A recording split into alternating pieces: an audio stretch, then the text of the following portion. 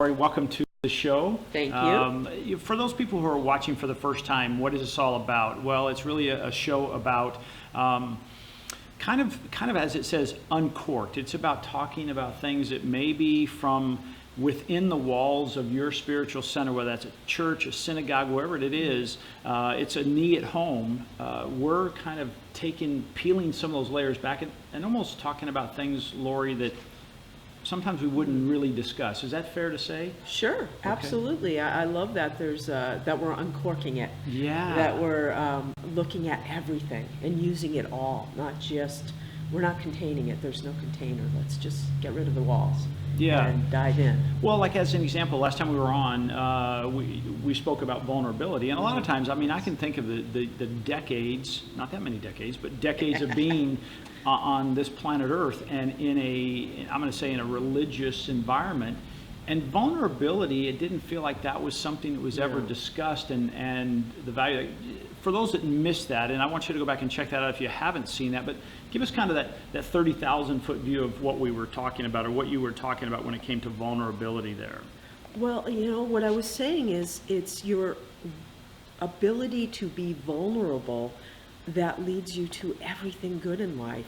That there's nothing good that comes to you unless you're willing to be vulnerable, unless you're willing to step outside your comfort zone and engage at a level of understanding who you are, knowing who you are, to really center yourself and take a deep breath and do the things that maybe scare you a little bit, or maybe they scare you a lot.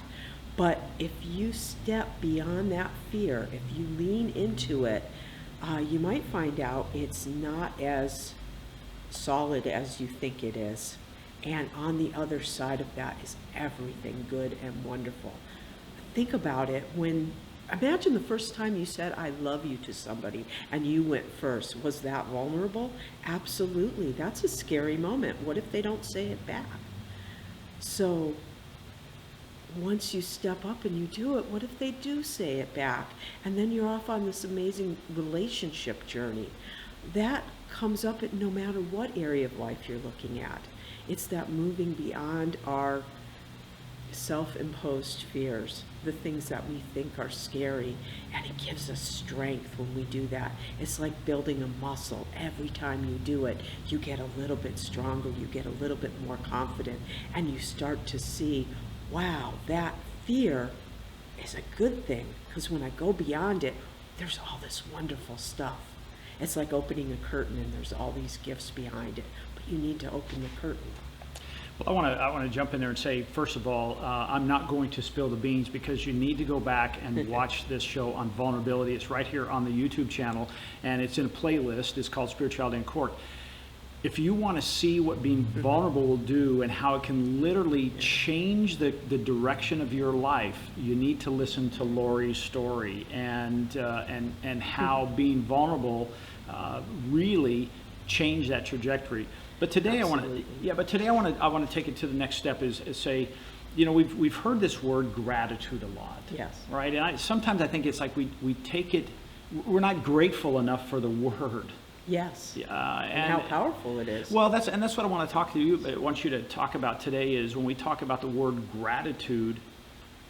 We think, hey, it's like so many times we think, well, I'm grateful for, and then it's either we make it so mundane, or we make it like, well, I can only be grateful if I make $2 million instead of $1 million, if I have 2% body fat instead of 10, Yes. right? And I want you to talk about that. So take us back and give us an idea of in your definition. Let's pull that cork out and tell us what your definition is of gratitude, and then let's dive into a little bit today. For me, gratitude is being 100% present to my life, right here, right now, for everything that is available to me, everything that I'm experiencing. My favorite quote is, for everything that has been, I say thank you, and to everything that will be, I say yes. That's Dag Hammarskjöld. That quote, when I first heard that, I thought, wow, imagine living my life from that place, saying yes to everything on my path, because if it's there, I've attracted it. I've created it. I'm never not creating what is before me. It's just a reflection. So I am grateful regardless, not really caring so much if it's sweet or sour. If I'm not naming it good or bad, it just is before me, and I say yes. And maybe what I'm saying yes to is the lesson. Maybe what I'm saying yes to is simply that feedback coming that says, ooh, I might want to make a little shift in my thinking and how I'm showing up in the world. Maybe that's what I'm saying yes to. It's like coming on this show. You know, there's a little anxiety that I get when I'm sitting before people, whether it's an audience or on camera or speaking, but I have learned to just say yes. So you ask, I say yes. My monkey mind goes, why did you say yes? You could have, you could be out to brunch right now. Why did you say yes? But I've learned that yes is the most powerful thing I can say. And then thank you for everything that's been on my path. Again, not caring. Is it not naming it good or bad? It simply is. I've created it. Let me give it thanks and be grateful for it, because it's here to teach me or to move me forward. And the more I look at it that way, the more I look at things and say thank you, the more what I've noticed is now I'm saying thank you with some enthusiasm and excitement. And I savor those little moments. You know, Lori, I want to dive in here. Remember, I'm from West Texas, so this gratitude is a 3-syllable word, and so let's break it down. Okay. To me, it sounds like you're saying gratitude is like planting a seed. Absolutely. Yes. And if we, Yes. of course, the law of the harvest says if we don't plant, we will not reap, right? So give us an idea about gratitude and how we actually use it. Is it something we do once a day? Is it something we do all day? Because I can see myself saying, geez, Lori, this is a great idea, but if I'm just grateful all the time, I'm not going to get anything done. I'm grateful for my eyes blinking. I'm grateful for my breath. I'm grateful for and next thing you know, I'm going, well, it's 5 o'clock. Let's wrap this up. So give us an idea of how you deal with it, or how you use gratitude, and then give us a kind of a step-by-step, if you will, of how those watching could start saying, hey, I can do this. I can implement gratitude into my life in a way that it is planting that seed, and yet I'm still living my life. Okay, so it's a wonderful way to start your day, to wake up and to just start to have a running list of all the things that are present, all the things that you are grateful for. And trust me, you can find something. Even on the days where it feels like there's nothing, there's always something. I have a pillow that I absolutely love. I am so grateful every night when I go to sleep that I found that pillow, and when I wake up and I found that pillow and I think, oh, I love my pillow. I take it everywhere with me. It's a little thing, but in the bed that I sleep on, in the room that I sleep in, and the person I sleep next to, there's so many things that if you begin, it gathers energy to itself. And then moving through your day, simply stopping every once in a while to take a deep breath and to notice what's around you and what you're experiencing in that moment. I just came back from a wonderful retreat, and I practiced that throughout the week. Of course, it's easy when you're on spiritual retreat, but I stopped and I looked at the people that I was with and almost felt like I came out of my body and looked down and just watched the smiling and the laughter and the connection, and thought, I get to be here. I get to be with these amazing people. I get to experience a level of intelligence and love and give and take, and to just breathe that in.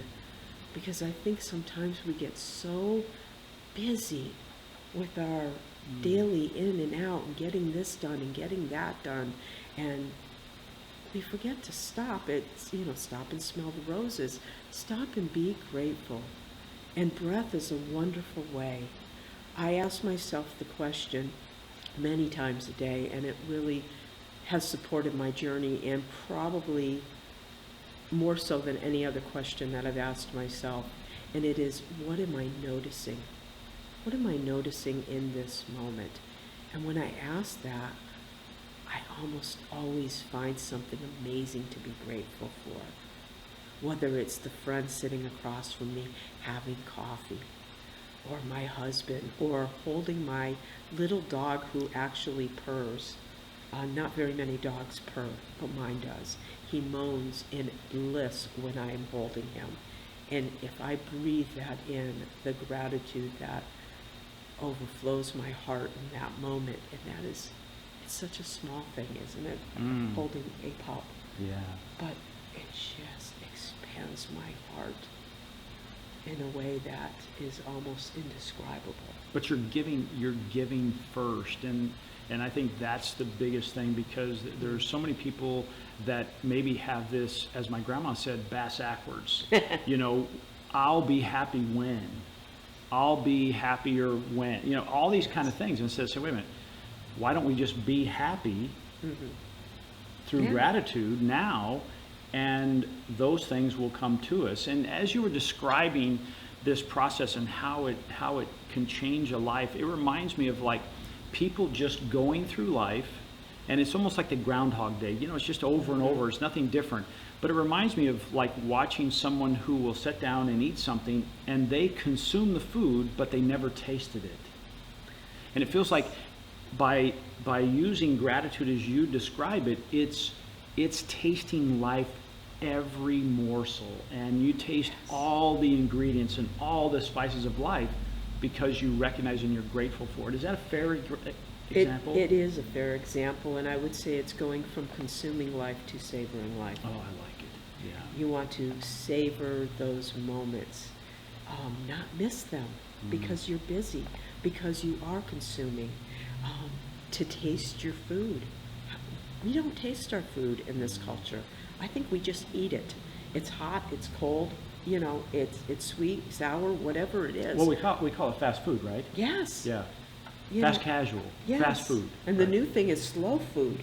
Yeah. That's a new catchphrase, right? How about slowing life down a little bit? Because you don't want to miss it. I like it. If you're focused out in the future, you're missing the present. If all your attention's out there, and if you're saying, I'll be grateful when, that day will never come, because the law says, yes, I'll be grateful when, and I'll be grateful when, and every day it pushes it out, and it holds it out here.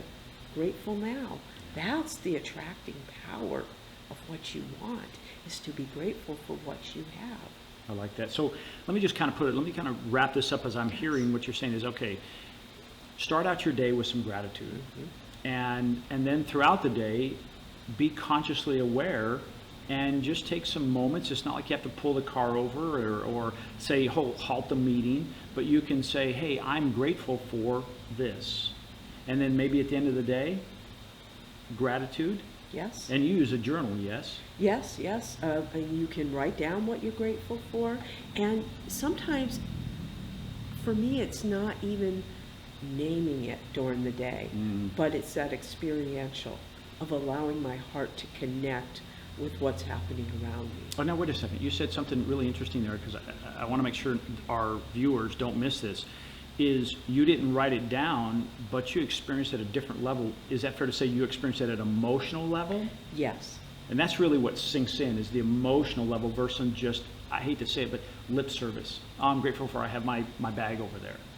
You know, I think, wow, what does that do? That makes my life, so that's an emotional connection. Is that fair to say? Yes, it's an emotional connection, and it's not that, I'm not saying don't keep a gratitude journal and don't write things down and don't, you know, you're building a muscle. But the goal is to get to the point where it's a feeling that is so powerful and so much wells up in your heart, because that is a force for attracting more of what you want.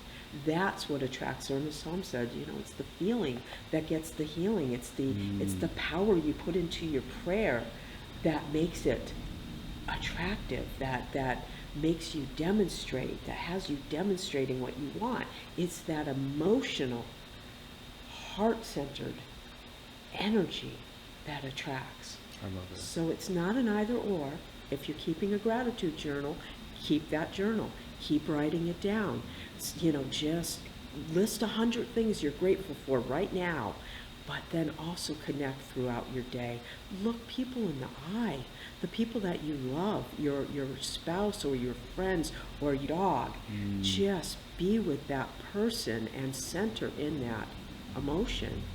And boy, that'll shift your experience. I love that. Well, Lori, first of all, thank you for this. This is great information, and I know we're going to have some great comments and interaction on this. Before I let you go, though, I want to know, is there a resource that you've had over the years, if you could give, whether it's a book, it's a class, whatever it might be, that maybe somebody says, hey, I want to take this a little deeper.